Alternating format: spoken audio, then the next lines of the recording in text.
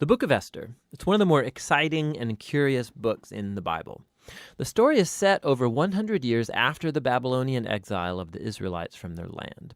And while some Jews did return to Jerusalem, remember Ezra and Nehemiah, many did not.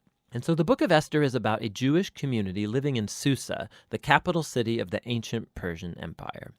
And the main characters in this story are two Jews, Mordecai and then his niece Esther.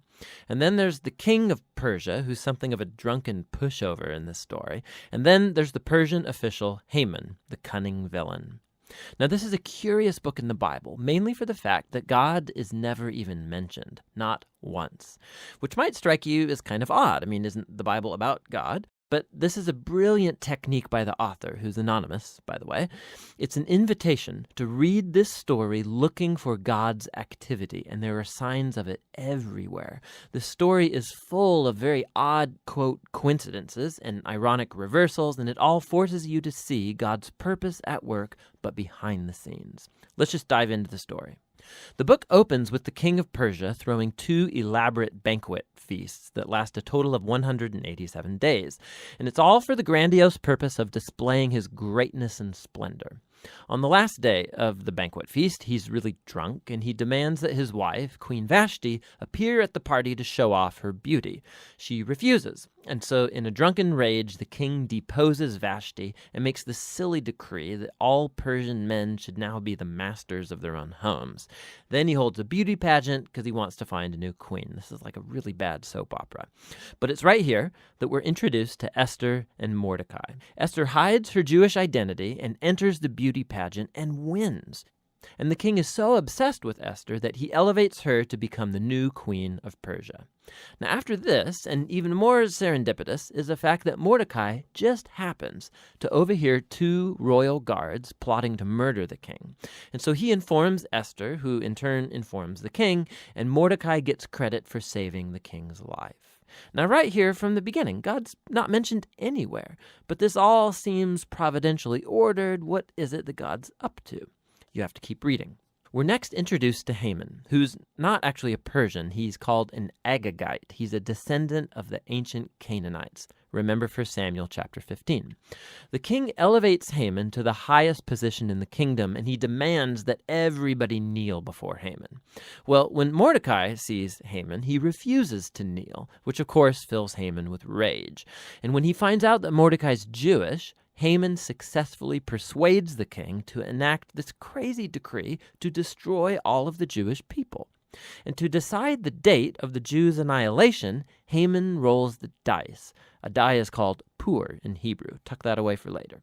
11 months later, on the 13th of Adar, all the Jews will die. Haman and the king then have a drinking banquet to celebrate their really horrible decision. So the focus now turns to Mordecai and Esther, who are the only hope for the Jewish people. They make a plan that Esther's going to reveal her Jewish identity to the king and ask him to reverse the decree.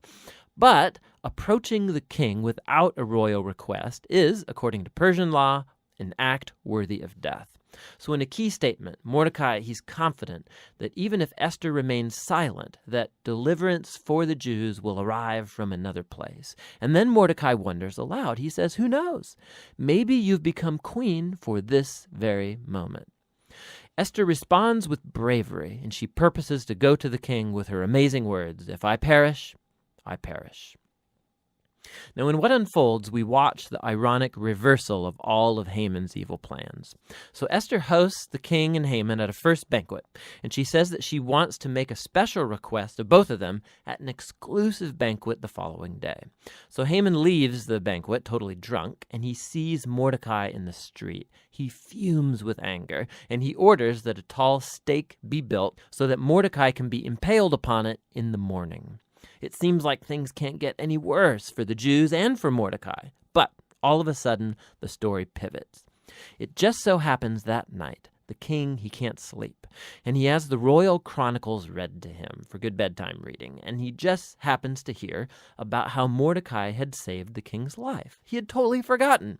So in the morning, Haman enters to request Mordecai's execution, and the king in that moment orders Haman to honor Mordecai publicly for saving his life. So now Haman has to lead Mordecai around the city on a royal horse, telling everyone to praise him.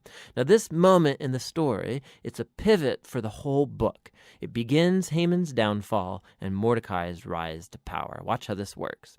The day after is Esther's second banquet. So the king and Haman arrive, and Esther informs the king that first of all she's Jewish, and second that Haman has enacted a decree to murder her and to murder Mordecai, who saved his life, and to murder all of the Jews. Now the king's had a lot to drink, so when he hears this news, he goes into yet one more drunken rage, and he orders that Haman be impaled on the very stake he made for Mordecai.